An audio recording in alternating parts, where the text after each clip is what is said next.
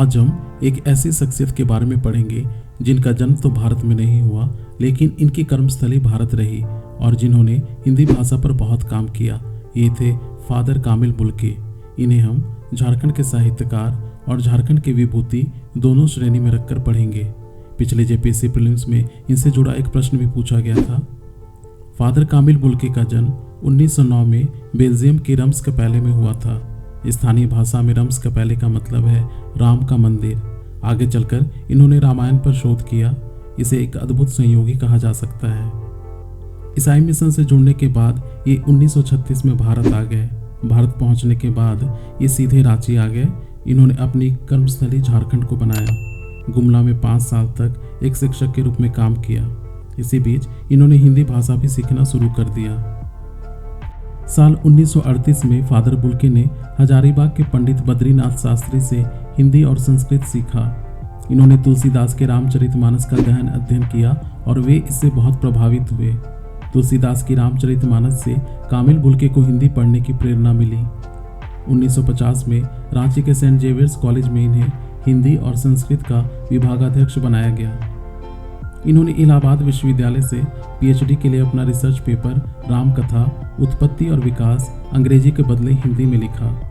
Father Bulcke के कारण इलाहाबाद विश्वविद्यालय को अपने नियम बदलने पड़े, क्योंकि इससे पहले सभी को अपने थीसिस अंग्रेजी भाषा में ही लिखना पड़ता था। इस कदम के बाद दूसरे विश्वविद्यालयों में भी भारतीय भाषाओं में थीसिस लिखने की अनुमति मिलने लगी। इस तरह फादर बुल्के द्वारा भारत में पहली बार हिंदी में शोध प्रबंध प्रस्तुत किया गया। 1951 में इन्हें भारत की नागरिकता प्रदान कर दी गई। रांची में ही रहकर इन्होंने अपना संपूर्ण जीवन हिंदी की सेवा में लगा दिया। फादर बुल्के का कहना था, उन्हें यह देखकर बहुत दुख हुआ कि भारत के पढ़े लिखे लोग अंग्रेजी बोलना गर्व की बात समझते हैं। उन्होंने निश्चय किया कि अब वह भारत के लिए हिंदी की महत्ता को सिद्ध करेंगे। 1974 में इन्हें साहित्य व शिक्षा के क्षेत्र में योगदान के लिए भारत का तीसरा सबसे बड़ा सम्मान पद्म भूषण से सम्मानित किया गया। 17 अगस्त 1982 को दिल्ली में इनका निधन हो गया। इनकी रचनाओं में सबसे पहले इनके शोध ग्रंथ रामकथा उत्पत्ति और विकास की बात करेंगे। बुल्के रामचरितमानस से बहुत प्रभावित थे और उन्होंने इसका गहन अध्ययन किया था। इसीलिए इन्होंने अपने शोध का विषय रामकथा को चुना। इनका ये शोध पत्र अपने ढंग की पहली रचना है। किसी भी यूरोपीय या भारतीय भाषा में इस प्रकार का कोई दूसरा अध्ययन उपलब्ध नहीं है। इन्होंने पूरी दुनिया में रामायण के करीब 300 रूपों की पहचान की। रामकथा की उत्पत्ति पर इनका शोध सर्वाधिक प्रामाणिक शोध माना जाता है। इसी कारण इन्हें रामकथा के विषय विशेषज्ञ के रूप में जाना जाता है। इन्होंने अपने शोध में पहली बार साबित किया कि रामकथा केवल भारत की ही नहीं बल्कि एक अंतर्राष्ट्रीय कथा है। इन्होंने रामकथा और रामचरितमानस को एक भौतिक आधार प्रदान किया।